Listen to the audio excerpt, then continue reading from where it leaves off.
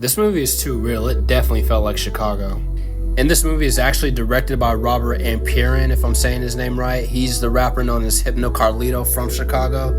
He's also playing the main role of Darnell Jackson in this movie, so he has multiple roles in this movie, which is actually really impressive.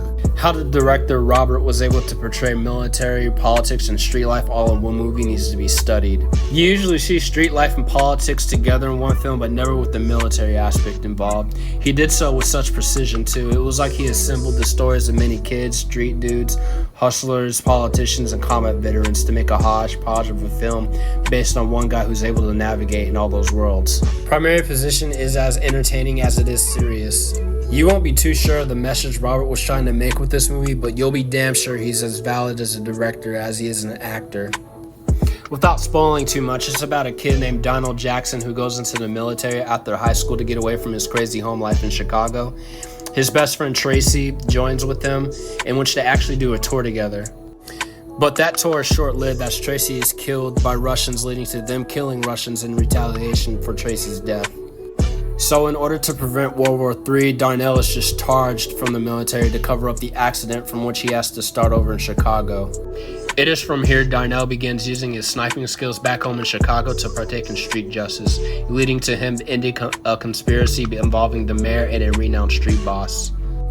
It was pretty gnarly. The first 15 minutes of this film showcased Darnell's life growing up in his rough neighborhood in Chicago, just being a young kid, getting onto all sorts of things like alcohol and girls. Then it goes into when Darnell and Tracy are in the military, where the film spends about another 20 minutes showcasing the events leading to him getting discharged. Then you have the remaining hour of the movie, and this is where everything really starts. Darnell goes back home in Chicago, where he grew up, and this is where he starts being a vigilante. And it's really funny. He walks around his neighborhood most of the time carrying his sniper rifle in the guitar case. But I'll land the plane there. I won't spoil anything else about this movie. You guys will just have to go and watch how he stops the conspiracy. It's a great plot, but the dialogue and constant roasting between all the characters are what really make this movie. It felt like how it was when you grew up. You would be around dudes you liked or didn't like, and how you would always banter with just about everyone in your neighborhood. Many of you guys probably remember the old guys you would always see in your neighborhood. There were the drug addicts, and then there would be dudes who would never get jobs. All of them just in one place, just interacting with each other. Watching this is kind of like going back in memory lane. I personally didn't grow up in a rough neighborhood, but there were many characters I went to school with and many old guys just around the way, just who you would interact with. I replayed many scenes over and over, so much to the point where it took me 2.5 hours to watch this hour-and-a-half movie. It was just, again, so much fun to hear them shit talk. It just took you back to a time where you grew up all the way from elementary school to high school. Some of you, I'm sure, didn't go to the military. You guys went to college. You meet all these characters and personalities everywhere. It's just really fun to watch people banter. And that's what I'm noticing with a lot of movies. Their banter is just way more fun than the actual plot itself. This movie, primary position, didn't need a great plot. It just didn't even need a bunch of CGI, didn't need a bunch of special effects. It just looked like they had a bunch of great actors from Chicago who kind of knew each other, and they already had that chemistry to make it translate on screen. And with that, I'm going to get into some of the characters. Here we have the director/actor himself, Robert Amparan, also known as Hypno Carlito. His character Darnell pretty much looked like this screenshot you see right here. He's probably the sternest of everyone, so you can imagine Hypno Carlito made his acting a little bit easier for himself. But it made sense for the plot to have a stern dude sniping everyone. That, or you would have had a goofy Deadpool. So hats off to Hypno Carlito for doing all that. He was able to be a director and then be a good actor, and not only be an actor, but be the main actor in this movie, play the main character. So I know that's not an easy task. Twista makes an appearance in this movie. He has one scene where he's playing the owner of a corner store. The scene itself is pretty good. Twista did sound and look like how someone running a business in a rough neighborhood would sound and look like. I'm not sure how many film projects he's done, but if this is his first, he nailed it. Not too much to say about him. Again, it was only one scene, so looking forward to many more he may have in the future. And here we have Jamal Woolard. Some of you may recognize him from the movie Notorious in 2009, where he played Biggie alongside Natari Naughton playing Lil' Kim. I had to look up who he was because he looked really familiar, but I couldn't put a name on it. In this movie, he plays a highly respected street boss. He only had about 7 minutes of screen time, but his performance is pretty solid.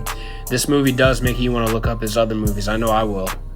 Now, this is Darnell's mom in the movie. I couldn't find her name anywhere. The screen credits do not have her listed, so if anyone knows who she is, please put it in the comments. Thank you in advance.